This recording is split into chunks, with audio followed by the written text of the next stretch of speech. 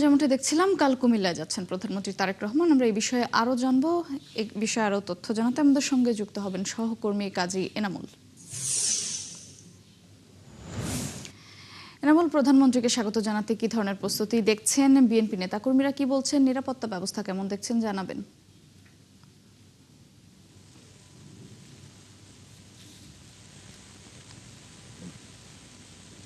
নিরাপত্তা ব্যবস্থা চার স্তরের নিরাপত্তার বলয় করা হয়েছে। সেই সাথে দলীয় নেতাকর্মীর পক্ষ থেকে, ছাত্র দলের পক্ষ থেকেও নিরাপত্তা ব্যবস্থা জোরদার করা হয়েছে। দীর্ঘ ২৫ বছর পর এই মঞ্চে প্রধানমন্ত্রী তারেক রহমান বক্তব্য রাখবেন। এর আগে দীর্ঘ ২৫ বছর আগে এই মঞ্চে ২০০১ সালেই কিন্তু তারেক রহমান সেখানে নির্বাচন উপলক্ষে বক্তব্য রেখেছেন। এই এলাকা সহ কুমিল্লাবাসীর মধ্যে এক প্রকার উৎসবের নগরীতে পরিণত হয়েছে এবং কুমিল্লার মেঘনা থেকে শুরু করে এই লক্ষ্মীপুর বাজার পর্যন্ত সড়কের দুই পাশে নেতাকর্মীরা থাকবে। তাদের হাতে স্বাগতম ব্যানার, সেই সাথে ফেস্টুন নিয়ে তারা সড়কের দুই পাশে দাঁড়াবে। সেই প্রস্তুতি কিন্তু চলছে। এই মাঠকে ঘিরে বলা হচ্ছে যে মাঠের যে ধারণ ক্ষমতা, সেই ধারণ ক্ষমতা কয়েক গুণ বেড়ে রাস্তার দুই পাশে অজস্র নেতাকর্মী থাকবে। শুধু মাঠ উপলক্ষেই শুধুমাত্র বরুড়ার ৫০,০০০ নেতাকর্মী সেখানে অবস্থান নেবে। আমি আপনাকে জানিয়ে রাখি, কুমিল্লার মেঘনা উপজেলায় ডক্টর মারুফ খন্দকার সেখানে স্বাগত জানাবে এবং দাউদকান্দির টোলবাজার এলাকায় দলটির স্থায়ী কমিটি প্রবীণ স্থায়ী কমিটির সদস্য ডক্টর খন্দকার মোশাররফ হোসেন সেখানে স্বাগত জানাবেন।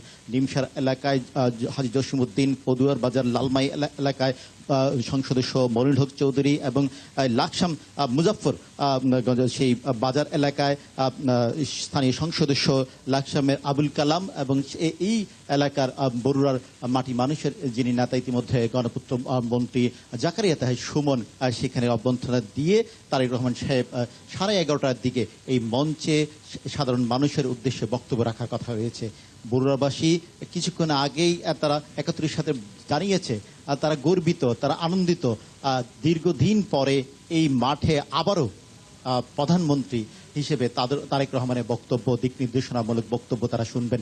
সেই সাথে তারা কিন্তু বলছেন দীর্ঘদিনের প্রস্তাবিত কুমিল্লা বিভাগ বাস্তবায়ন, বরুড়াতে কৃষি বিশ্ববিদ্যালয়, সেই সাথে এই মাঠটিকে একটি মিনি স্টেডিয়ামে খেলাধুলার জন্য করা হয়, সেই দাবিটি তারা জানাচ্ছেন। ইতিমধ্যেই কুমিল্লা আসার আগেই হামে আক্রান্ত রোগীদের জন্য বন্ধ, দীর্ঘ দিনের 2 বছর ধরে বন্ধ 100 শয্যা হাসপাতালটি তিনি চালুর নির্দেশ দিয়েছেন। আগামীকালকের জনসভায় কি নির্দেশনা আসবে নেতাকর্মীরা, সেই সাথে স্থানীয় মানুষের অধীর আগ্রহে আছে আগামীকালকে তারেক রহমানকে এক নজর দেখার জন্য। তার জন্যে কুমিল্লার মানুষ অধীর আগ্রহে বসে আছে। চট্টগ্রাম মহাসড়ক, সেই সাথে কুমিল্লা। ধন্যবাদ এনামুল, আপনি থাকবেন। পরবর্তী আপডেট জানতে যুক্ত হব আবারও আপনার সঙ্গে। দর্শক, কুমিল্লায় প্রধানমন্ত্রীর সফরের প্রস্তুতির খবর জানাচ্ছিলেন সহকর্মী কাজী এনামুল।